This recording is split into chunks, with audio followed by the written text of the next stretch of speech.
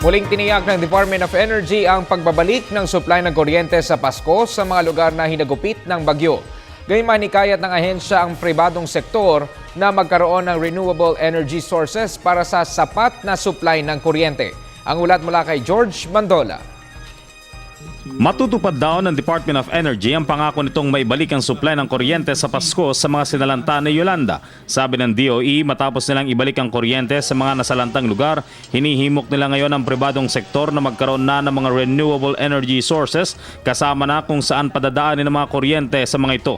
Nang manalantang Yolanda, higit sa 2,000 electric post ang winalis ng bagyo habang 67 transmission towers naman ang itinumba nito base sa report ng National Grid Corporation.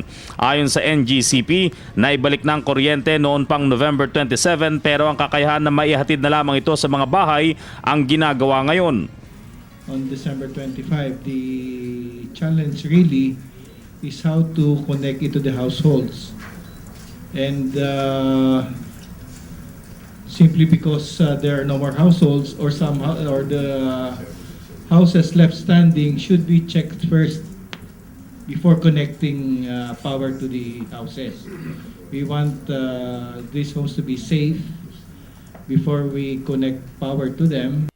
Good thing that the facilities in Leyte was able to withstand typhoon except for some damages on the cooling towers, but the greater effect is more on the transmission.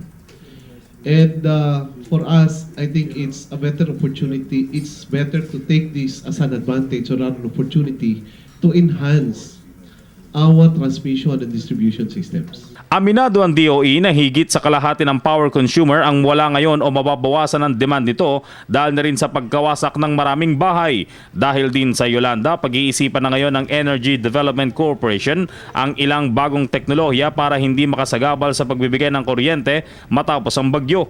Wala pa raw kasing power turbine ang kayang tugunan ng 320 km per hour na lakas ng hangin, kaya ilang turbine ang nasira dahil sa lakas ni Yolanda. There's no turbine that's designed currently for 300 to 400. We already have installed or will be installing the highest class turbine in Burgos, which we understand will be able to hit about 240, 250.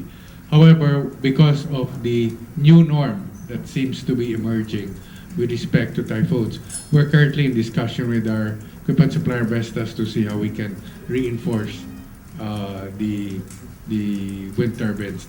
Para sa telebisyon, Bandola.